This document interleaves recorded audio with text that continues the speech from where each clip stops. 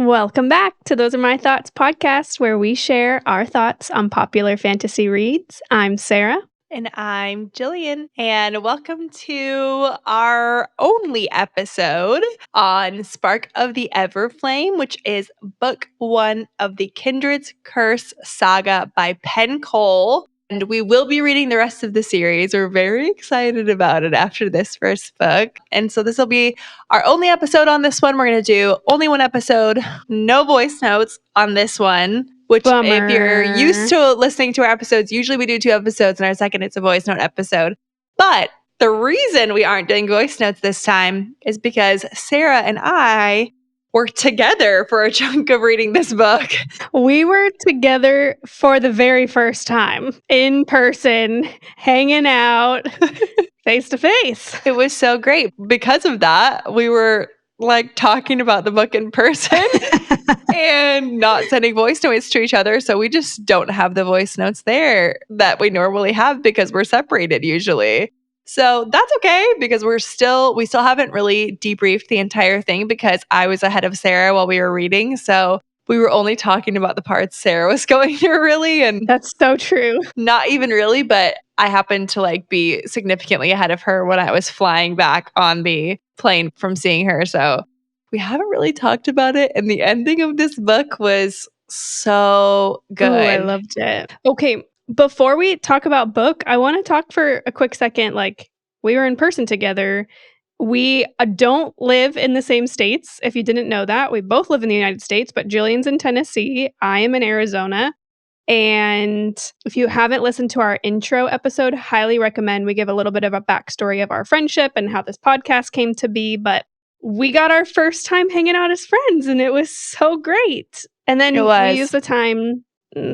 We got as much done as possible in a short amount of window. So we did a little brand photo shoot as well. And that was really fun with Raquel. So fun, which I'm excited to see what Sarah does with it with all of our branding stuff. And we got to film some fun content that we'll be releasing a little bit over time, which is just funny. There'll be some stuff of us together, which we never get to shoot social media content together. So that was fun. I'm excited to see those. It was really fun. I loved it. Loved it all. Show me your local coffee shops. And we tried to visit the bookstore in Gilbert, but I went later on by myself. It was okay. Would have been better if you were there. It looked so cute. It's very cute. Downtown Gilbert, Arizona. The Bookish Shop is what it's called. It's new. The grand opening is coming. At least when we're recording this, it's new. When you come to Nashville, we definitely are going to do a local book crawl and pick stuff up because there's a lot of bookstores in Nashville actually. So, and a lot that are opening and things like that, like book cafes. I think the algorithm can never figure out what state we're in. Sometimes it's turns into Arizona tourist things. Sometimes it turns into Nashville things. And I often get Nashville TikToks telling me, come to our bookstore, blah, blah, blah. And I'm like, Jillian's got to go. Send it to me. Be like, this is for you. All right, shall we talk about this book? Because I'm dying to get into it. I'm really dying to get into it. And then I'm dying to read the second book. So I know. So we need to do this. Okay. Spark of the Everflame, book 1. And we knew going in the spice level was going to be low, but it was going to be a slow burn situation, which... Do you like this slow burn, how it's happening right now? I do. You're happy? So coming into it, I was like, I really don't think I like a slow burn. I like things to pick up pretty fast. But I think this book is changing me. The tension is there. Mm-hmm. So having the yearning there makes everything okay, I'm pretty sure that we're getting a male is crazy about her first situation, which who doesn't love the man being obsessed? So I took notes on the second half of this book when you really see it come to life a lot. When they have a few scenes together in the last part of this book. And I wrote direct quotes in my notes because I was so screaming at the book. Jillian, you're not normally a quotes person. The things he was saying, I was like, ah! I know. But I know.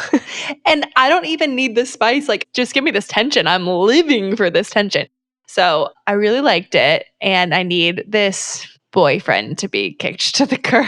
I can't believe Henry. he's still around at the end of this book. I'm like, oh my gosh. So my thought with these books is that it's actually going to I don't think we're gonna span a lot amount of time. I think that we're together for a short amount of time and our story progresses fast. It's a prediction. I don't know.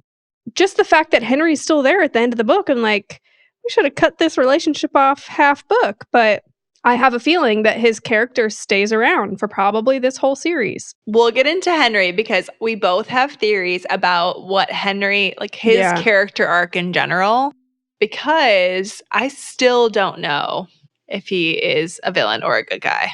Good guy, bad guy. Maybe not even a good guy, but just like what's the word? Antagonist. Almost like a Dane, a bad guy, a good guy in a bad situation, you know? It's kind of like, you're not my Okay. guy. You have good intentions. You think you're doing the right thing, but you're actually doing horrible things. Like, I think he might be a Dane kind of character in that way, where we'll maybe have a character arc of him realizing what is the right thing to do. Anyway, How do we start with this? Was it just like beginning of the I book think thoughts? we need to start with what this whole series seems to hinge on, that it starts with her mom's disappearance and her grappling with said disappearance, and that how that evolves throughout this book to us ultimately at the very end, like last chapter, learning that her mom is still alive, which you and I, maybe not like immediately, but pretty quickly, I theorized she's not gone. I was going to ask you, did you ever believe in this book that she was dead? Not really. I didn't. Never for a second. I thought maybe at the beginning, like, there's a chance, but I really always leaned the other way, where I didn't think that she was gone. But I didn't know what she was doing, and I still don't know what she's doing, which I think is the point. Do we think she's in another realm? Or realm? What do they call them? No, not possible because her last chapter, she's describing seeing what's happening to Diem. Not close by, but she's describing that she sees the beam of light. She sees all of that with her from her perspective. And then that's when she's like, okay, this many more days until I can leave. Like that was the sign. I don't think you'd see that from another realm. Good question. I think Good she's question. close by. I think she is hidden close by. Okay, who is it that she killed before that she's scared of now? Maybe DM's blood father. Like maybe he was an abuser kind of person. Man, I think we'll meet him. I don't think we have met our big bad yet. No, I don't think so. We don't know who the bad guy is in this scenario. Personally, I think the beginning of the book gave so many details to all the other realms. I think we'll probably journey through all the realms and maybe find a big bad that way. I don't think we know enough. Like all these places have different kings and queens. I don't think we know enough about the rulers. Right. What I was thinking, because you're right, that she saw the beam of light. We like hear her mom journeying through somewhere, was that because of what her dad said of her going on long missions before, being sent away to other realms, where she got pregnant with Diem on another realm. She wasn't on Lumos when that happened. No, we think that she was on Umbros. Fortnos. Oh, I thought her dad was Fortnos person. I'm fuzzy on all these things, so who knows? They did say he was from Fortos. I just don't know. You don't think that's where they met? Gosh, I don't remember exactly. I'm trying to think, but for some reason, Umbros is the one that comes to me. The like crazy place with the crazy ruler queen there. And to me, she screams like maybe the big bad in this scenario. And something she's scared of is in that place she has to get back to for whatever reason to find something that maybe Diem will need or something like that. But the big questions for me not only are, where is she? What is she looking for? And then The mom. yes, and then also, why did she do what she did with Diem her whole life? Protect her from what she was protecting her from, suppress her powers, because she knew that Diem was descended, because whoever she slept with before was descended. She's a child of a mortal and descended, and she has descended eyes, and everyone knew she was going to be something. Do you think that mom knew that she would get chosen for the crown? I say that and immediately I'm like, but I don't think anybody could know that. But because the king, when she's in the king's room and he has that like crazy out of body thing and like grabs her arm, he says something like, you finally came, you're finally here. Wasn't that Lumos talking through him? Is Lumnos the god? What's that? Yes. That's like their god in each realm, on each place. So she has a moment where she's talking to the king and she says his voice switches to something distinctly female, being Right. the goddess. And so the goddess says that, I believe, to her. It's kind of like, I choose you kind of vibe. So that's like kind of what I remember feeling in that moment. Maybe the god had spoken to the mom? I don't know. I'm really Well, reaching. okay, hang on. I took notes on this part. King wakes up and says, "You finally come," before the voice changes. He calls her the devourer of crowns, ravager of realms, and herald of vengeance. Before the voice changes, then the voice changes, and the voice calls her daughter of the forgotten. Isn't that kind of like the forgotten, the kids that were made between like immortal and descended like they had it originally? Yeah. I don't know. Or is the forgotten her dad? I don't know. I'm just trying to figure out who is like what that really means Yeah. overall. Okay, what about dad? Do you think dad has known all of this all along? Her stepdad? Yeah. The sweet man. No, I don't. Because he seems very surprised like by a lot of this, and he seems like even just his story with the mom, where he basically says like, I would have done whatever for her. I wanted to take care of you both, and she came back with a baby and I just didn't ask questions. He like says that. I think. Yes. And he says that she always had a lot of secrets. And they both just kept secrets from each other. However, I do think he knows where she's hidden, and maybe he doesn't know why she's gone. But I think she said, like, out of the 2 people that I told, or 1 person I told, I don't know. The mom says that at the end. No, sorry. I think that the dad knew about the mom the whole time. Being alive and being hidden. Yes. I don't think that he knows about Diem and her backstory and what. Magic. Yes. I don't think he knows about any of that. You don't even think dad knew that she's descended? I mean, we're assuming at this point that she's descended. I don't think it's actually been told to us on page, but like, I mean, she's Luther descended. says it to her. Luther's like, you're insane if you think you're Yes. not descended. Exact. I love how he says that. Luther. Okay. Okay, we need to put a disclaimer. This is like all over the place right now because you guys have to understand, Jillian and I recording this podcast is Jillian and I catching up about our book. So we have literally not talked about this book. When she was here in person, we were in completely different chapters. We couldn't talk about it. I could share what I was reading, but Jillian couldn't say anything back to me. So this is the first time, because of life's craziness and schedules, that we're literally sitting down to talk about this. So you got to bear with us. The thoughts are just coming out. We need to talk about Luther. Because there's so much to say about Luther. There's so much to say about Luther. The first time we meet him is literally in chapter 1 when he is the one talking to her mom before she disappears. Yes. And the whole time, like, he's broody mean, got the scar across his face, whatever. But you can tell, like, the conversation they're having is, like, this important one of, like, you've done this for me. I'm trying to help you here. Like, you Yeah. help me. I'm trying to like figure this out, like kind of situation. So I never believed he was like a bad guy, even though obviously through Diem's eyes, she sees this like man who took her mom away or whatever. She's like, I find this man, I find all the answers. But I think that Luther left that moment and nobody knows, like, he doesn't know where her mom went, you know? Well, I don't know. He keeps saying sketchy things about mom. You think I Luther think he knows? has I think he might, because there's one time that he said something like, or you'll turn out like your mother, your fate will turn out like your mother's.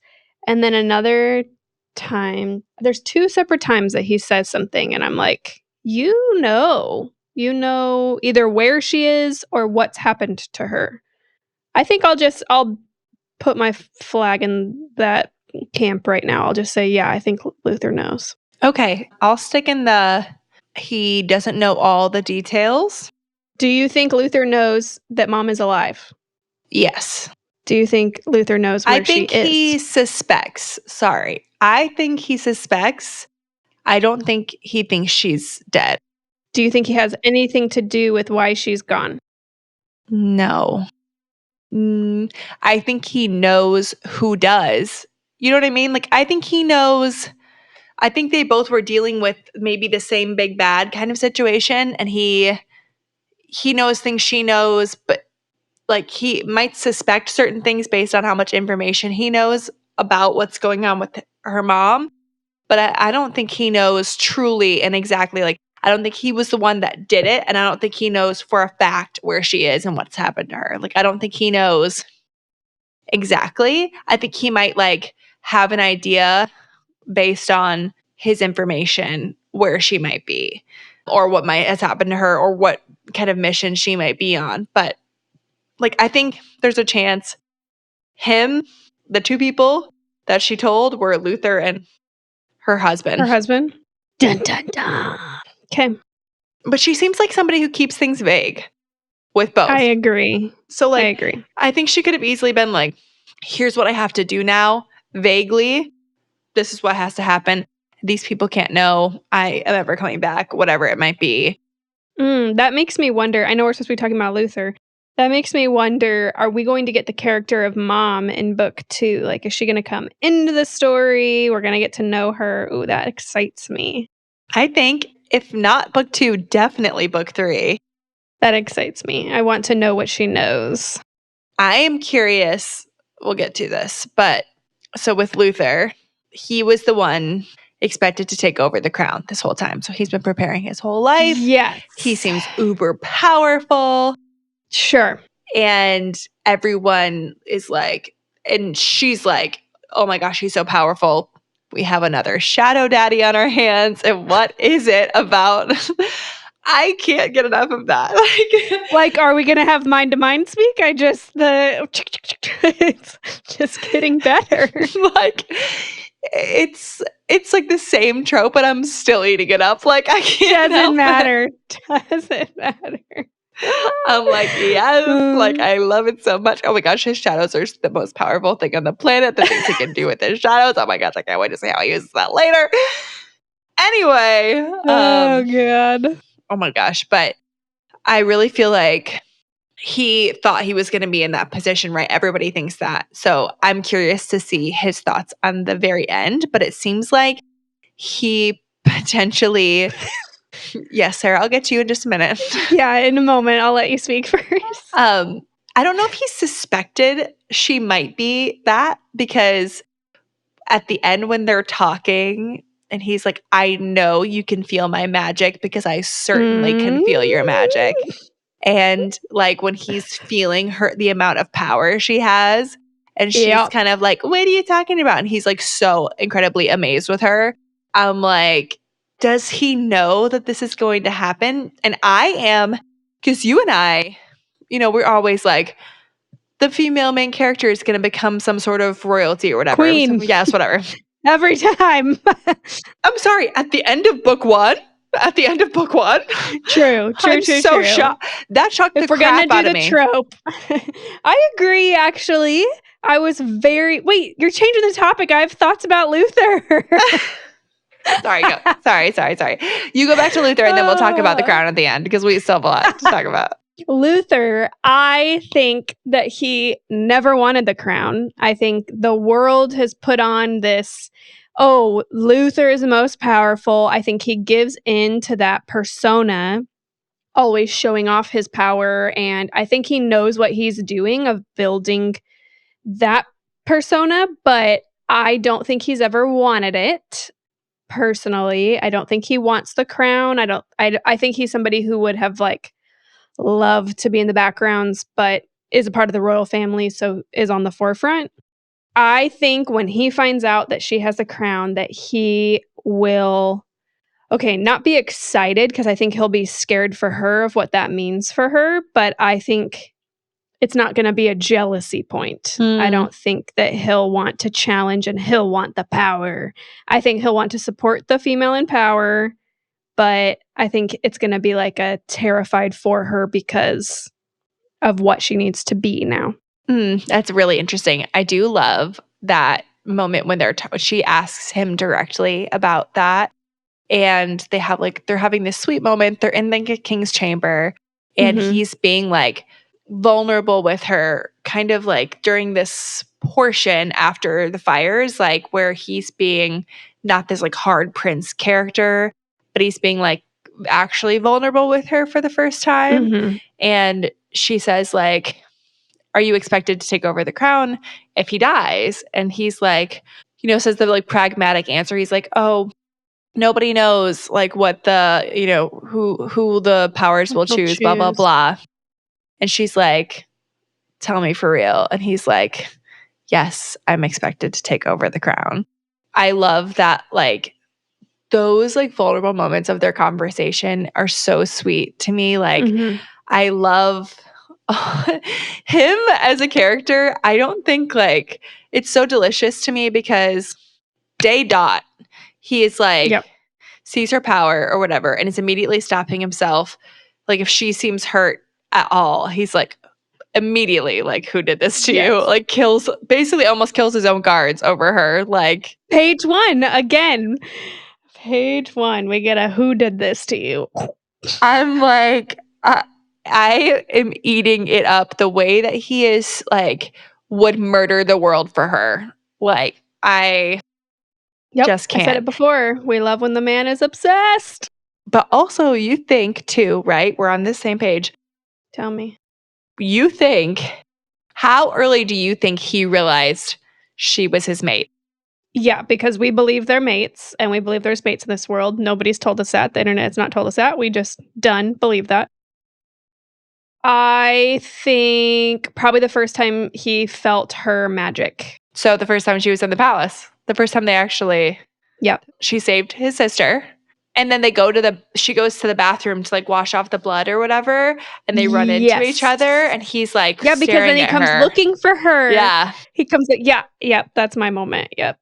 I think he knew. What do you think? No, same. That's when I think that happened. Like, in the first time they were in the palace together, and she's like, what do you mean? And whatever. And he's like, what is this?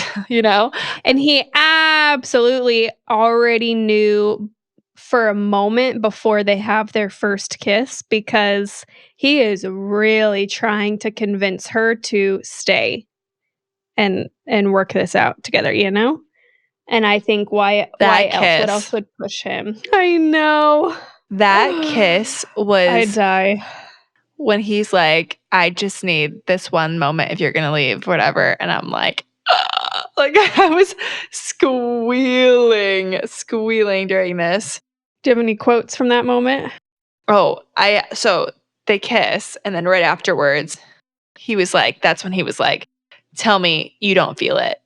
Like, the power between us. And when he says, tell me you don't feel it, I'm like, mates. I'm screaming. I can't even tell you how many times in the last like 100 pages I screamed mates at the page, because we do get confirmation in chapter 20. Mora is telling her that there's descendants that have mortal mates. She says that in the chapter. So the moment she says that, I'm like, dang, we're going to get this. This is coming back up. It's obviously with them.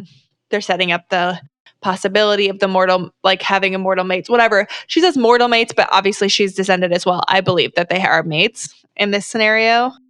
Oh, this is interesting.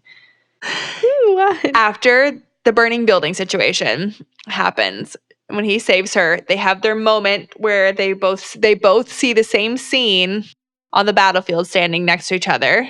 Yes. Which that's the second time she's seen that, not the first. Yes, but he wasn't there before. Yes. The question is, what are these visions she's getting? Number one. Number two, is it a mates thing that they both saw it? And they like put their hand over their heart. It's gotta be.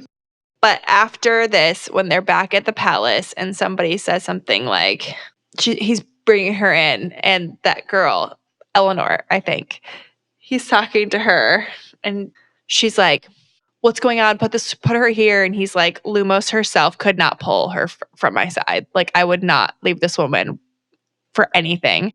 I'm screaming mates at the page. But then she says to him, she's like, Luther, who is this woman to you? And he's like, she's possessive. No, but wait, she's who saying says it? The guard? No, Damn. the girl, no, Eleanor says the maid, the cousin, whatever. Yeah. He gets back to the palace. He's taking her in. Right. And she's like, this is your mate. Like, she almost and says he it. Says, I think that. Yeah, she's like, yeah. And it's like, yeah. And, oh, yeah, he knows. That means in book 2, we're going to be talking about mates. Because I've been worried about this slow burn. I really don't think we're going to get a lot more in book 2. I think it waits for book 3. But we got way more than I was expecting in book 1. So I'm expecting I agree. book 2. And I heard book 2 is really good. So I'm okay if this amount of tension keeps building. Yeah. And we keep getting hints, and they keep like, she's obviously lying to herself about what's going on. But I kind of think, like, imagine you grow up your whole life thinking things are one way. Her life is being flipped upside down over the last, like, month, a couple of weeks.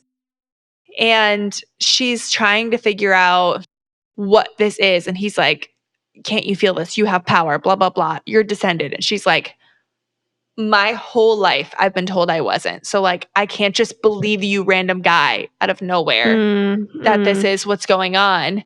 I have to say no, even though I'm feeling things that I shouldn't be feeling, because my mom has told me all of these things. I've been told all of these things my whole life. And it's kind of like, I don't blame her for, like, who are you? I can't just believe you and run away with you. What am I supposed to do with that? It does lead me to wonder, throughout the book, we get this voice in her head. What do you think the voice is? Is it her inner self? Is it magic in general? Is it the god? Is it Lumnos? Is it the mating bond? What is this voice? I think it's her magic. Her magic? I think it's her magic looking for a way out. Like, kind of like... Sure. She said when she was little, she would hear the voice. And then her mom started giving her that stuff. Flame root. Flame root. Now you remember something. Good for you. Easy to pronounce. Got it. Okay. Flame root. And then it would, like, suppress her magic, which, because it suppressed her magic, is the reason, I think, when she goes to Fortos with Henry and she's talking to the herb dealer kind of thing, where she could get all the rare herbs or whatever in the world, and she sees the flame root and she's like, oh, I need some of that. We're out. And she's like, that's so insanely highly protected. They would never give that to a mortal because they could completely incapacitate a descendant with it.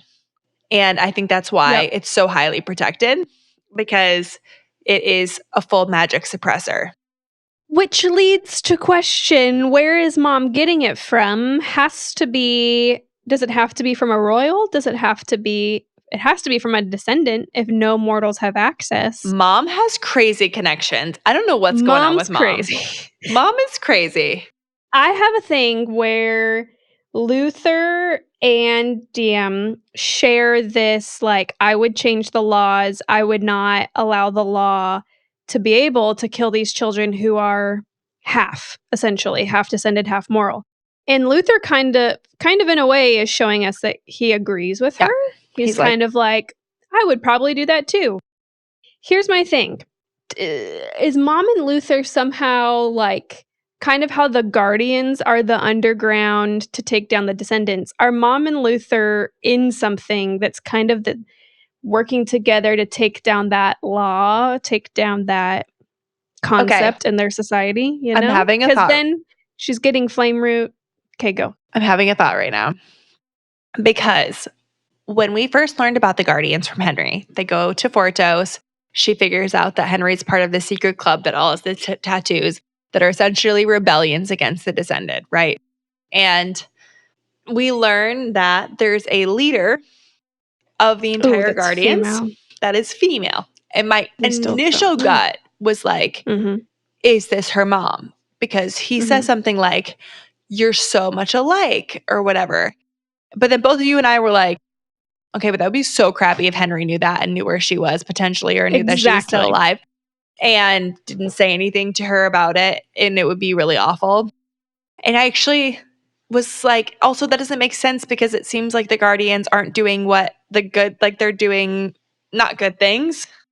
They Yeah. seem to be doing good, but they're doing bad things. Like all her gut instincts are going against it. And the moment the Guardians get brought up, all my red flags are like popping up left and right. But remember, I was talking about who I think might be the big bad on Umbros, the Queen of Umbros, who's got this isle that like is one of the only isles that like people can live on or whatever it might be from a mortal perspective. Where anyway, I think she is the Queen of the Guardians, like the Queen of Umbros, potentially. Is she mortal? No. Well, no, I don't think so. But maybe she wants all the other descendants to be like she wants to be the greatest. She wants to take So over. I Wouldn't could be the see first that. time. I don't know. I don't know. That's my like gut because I think you're right. I think Luther and her mom are I think they're in building on something else. business. Yeah. Like Yes, the and anti-guardians, but mhm. like for whatever they know about it kind of a situation. I don't know. I I don't don't know know either. because I don't think that she would have married like her dad is part of, the descendants, like he's fighting for the descendant side kind of, you know what I mean? And Henry's trying to be like, your dad's bad too. Freaking Henry. I don't believe that. Oh, something I have been meaning to tell you since we started this book, so weeks, is for like 2 chapters into this book, I was so excited because you never get healthy parental figures in this romance fantasy world. And so straight away it's set up like we got daughter, son, mom, and dad, and we have a happy family. And I was like, wow, this is so shocking. This is beautiful. We're seeing their family dynamic. Okay, mom disappears pretty much straight away. All right, mom's gone. But we kept like a healthy, in a way, father and there was a Mm-hmm. couple beautiful family moments like around the dinner table and talking to brother while they're trying to fall asleep, where I was like, wow, we don't have an orphan in this book. We don't have like for one of the I for a know. long time, Jillian, how many books have we read where I could keep going back and it's like both my parents are dead or my brother died or My mom hates my me. my family hates me. My father won't talk to me. I got Yeah. no siblings. So I do love that about this book. Like her and her brother are close. I don't think he's going anywhere. Please God, don't kill him. The dad, I don't see him coming out as evil. Maybe we find out something about him that we don't enjoy, but I think their bond is gonna stay strong. I think we're supposed to be questioning his like morality right now because of Henry, because there's all of this like gray area where we don't know who's right yet. And even Yep. though our gut, like her gut and our gut, because of her, like because we're through her eyes, And let me say this quickly about us being through her eyes. And I think I said this in a voice note to you, but she's an extremely unreliable narrator. Oh God, yeah. Like her gut is kind of all wrong. Like, or not even her gut, but like She doesn't trust herself. she doesn't trust herself. She's lying to herself, even about Henry, like whatever. She's thinking one thing, saying another. She's all of these things where she's lying to herself constantly. And the way she sees something and describes it is clearly not the way things are. And so she's very unreliable. And I kind of love that because I love an unreliable narrator a bit. I completely agree because I don't like to be told the correct facts No, I want to right guess. away. Yes. Yeah. I'm like, ooh, that feels wrong. My gut's saying this. I wonder if it's this. Like, I like that kind of stuff. So I am trying to decipher what she's feeling versus what I'm feeling, kind of a situation on the page, which I'm loving. But immediately, everything red flag was up with the Guardians. And so at the end, like, well, obviously, they do crazy things like hurt a child just to test her. And Sarah, I almost said Saris, which is from Quicksilver. So funny because I keep thinking about that book too. But Diem is like immediately like, they would never do this. Surely they wouldn't do this. At the end, she's like, Henry, tell me you didn't know. And this is why I think he's kind of a Dane character, because he is doing this thing where he's like, well, we knew she would be fine. Like, it was a controlled environment. Like, everything was okay. You needed the push. Like, we needed a reason for you to go in there. We needed the information. Like, and she was always going to be fine. And Diem's like, there was a giant chance she wasn't going to be. You could have killed her. And like, he's like, oh, we knew that was never going to happen. And it's like, you didn't know for sure. You took a gamble that you knew that was going to happen, and it paid off. But at the same time, like, you're willing to put children in harm's way to advance your mission.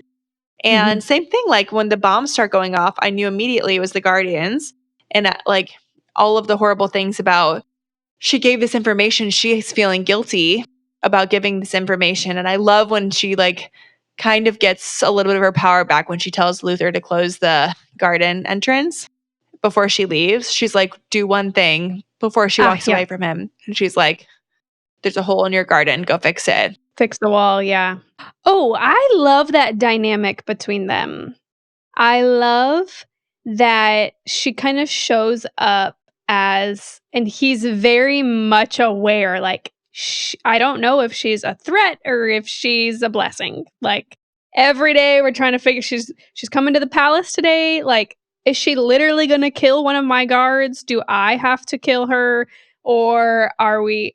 I love it because you feel their sexual tension, but a lot of the times you don't get it actually being a threat, like being taken seriously. And he 100% from the beginning is like, I might have to imprison her. I might have to kill her. Like, she's definitely a threat. And also, I'm really turned on by this. It's like, and also, I feel like how he is in the moment.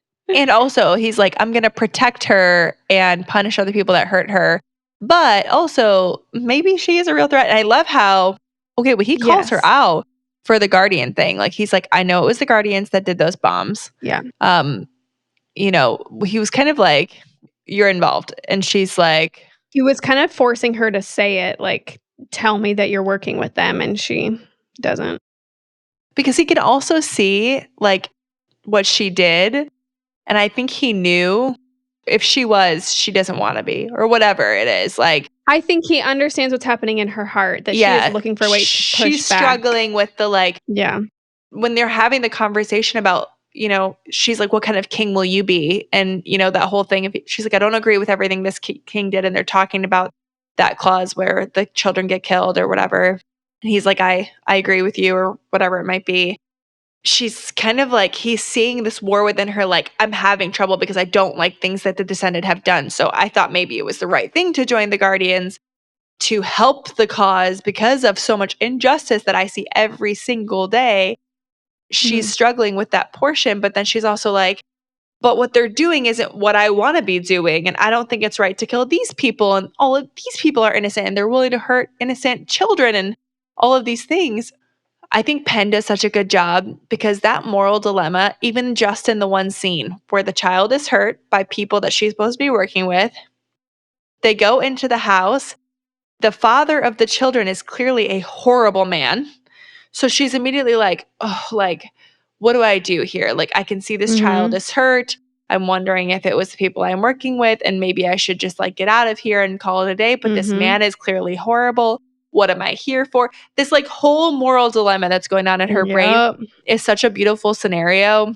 Yep. Where it's like putting us as readers like in a what would I do scenario. And I love these like moments she like keeps putting us in where we're like, oh, like what would I do? Like who would I believe? Like my red flags are up, but also like look at all these moral things she's dealing with over here that are contradicting these moral things over here. It's so good. Another moment that happens is towards the end of the book where we're forced by the author, Penn Cole, to ask, wait, is Henry on the right side or is the dad on the right side? Because Henry puts the father in the moral compass and is like, no, he's the descendant's puppet. And then she goes home and gets the story from dad. And as a reader, now we're given both sides and we're able to be like, who's in the right? Who's in the wrong? Who do we believe? Love that. Me Such too. beautiful writing to like take you in book, take you out of book. I love it. So beautiful. Yeah, it is really like the whole thing is really beautiful. Just like the moments we get put in. And then we have this other dynamic with Luther and like, what is he doing? And is he good or is he bad? We're not sure. All of these moments where she's meeting these like lovely people that happen to be descended that she hasn't trusted her whole life because of all this stuff. And Henry's like, you have to remember all the bad things they've done. She's like, oh, you're right. But also I've met these lovely people. Like, what am I supposed to do? I think, oh, this is what I want to talk about with the Guardians. Really quick, let's talk about Vance. Because who do you think Vance is? The father. Because every time The father. they call him the father in the Guardians. Yeah. Okay. Every time she's around him or interacting with him, she's like, I've seen this man before. Never mind. And then she's like, oh, I did see him standing outside of the Healers talking to my mom. Staring in the window, looking at me. And she's like, oh, that's all. He was a patient there. That's all it was. And I'm like, obviously not. She writes it off as that and moves on with her life. Clearly, all my red flags are up. Like something's going on with this guy. He is bad. Whatever this guy is doing, not a good guy. Bad guy.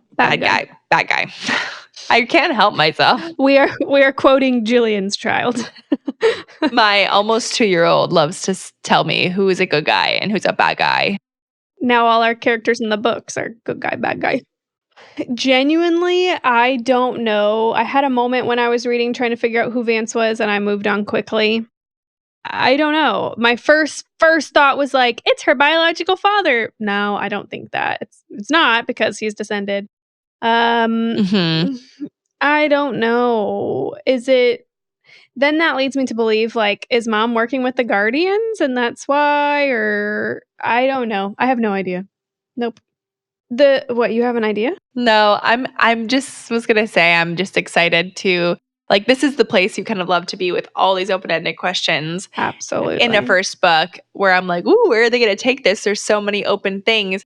And it's not like there's a lot of like things that have been like mentioned and moved on, like, and I love that. And it's kind of like you moved on quickly. So it's like when it comes back up again, you're gonna kind of be hit in the face with it. And I love that. It's like you want to forget it and then like it's almost so subtle. Yeah. And even DM's like, oh, that was that. Okay, moving on. And so then we kind of have to move on with her because there's nothing else to question. There's no more information. So we just kind of move on. Even though I'm like, clocked it. But okay, guess we're moving on. Do you think that Teller and Lily get to have a happy ever after? Do they get to be together in the end? Okay, I have a question to answer your question. Oh, okay. Do you think this is an author that kills off characters? We don't know yet. I'm going to say my gut instinct is no. However, because those two scare me for potential killed characters. Completely agree, especially that we have 2 super powerful siblings who love their only sibling that's alive. I'm like, oh. Also, it might be a weird plot to, like, put brother and sister together and put brother and sister together I in the had long that run. thought already. I was kind of like, oh, that feels weird, a little weirdly incestual, even though it's obviously not. And it would be Yeah. it would be totally fine, but weird. But something still feels gross. So, we'll see. Like genetically fine, but I don't know. It just But, weirds me out. yeah. I wanna believe that they get a happy ever after, but as I'm saying it, I'm like, we'll probably get a tragic death from one of them. Ugh, which one? I don't know. Mora? Mara? Yeah. Well, we don't listen to the audiobooks just so people know, so we're horrible at pronouncing everything. So sorry We'll if we're find out pronouncing half later this when we're wrong. Yep. When I'm done with the series, I will then look it all up. Does she come back around? Does she know more than she's telling us right now? Is she really just a background character and she's done? What do you think? I don't know. She's got such an interesting character placement for me because she kind of plays not like pseudo mom, but she's obviously been a mentor to DM as she's been going throughout her healer journey. She's like, her mom goes away. She finally says she can help with stuff at the palace. She's obviously sees that DM is not made to be in this scenario and be a quiet healer that heals in the palace because she messes up really badly every scenario she's in I the can't believe palace. she was ever allowed to go back after the first I'm time. like, what? Just for the plot, clearly. For sure. And then the second time she's like, I better be really good. And then she does the thing for the Guardians. And I'm like, okay, you like royally messed that up, but okay. But when she's like talking to her at the end or before the end, when she's talking to her after the time she like really messes up at the palace. And she basically says, like, you're not allowed ever back at the palace. And also, I think you should consider not being a healer. which which is really funny because she's like, that's what I've done my whole life. And her magic clearly heals. But what does her magic do is a good question. And she says she's not a true healer. I'm like, what does that mean? Mora says that to DM. You're not a true healer. I'm like, what does that mean? What is she seeing that would make her not a true healer? And maybe she's like, we kind of played off so much of you not being like everybody else because you were able to go into these hard scenarios and empathize with people and be there for them while you were healing them or whatever. But you weren't made for this kind of a thing. You're not like anybody else that does this profession. Even though her magic heals and she's got these like supernatural powers because she's a descendant. The question is, What does her magic do? yeah, well, that's true too. And you had a theory about that. Tell me if I remember my theory correctly. What I was just going to say is I remember having thoughts of like, it's going to be the opposite, which I feel like this isn't me. I feel like the book told us this, but I can't quote it.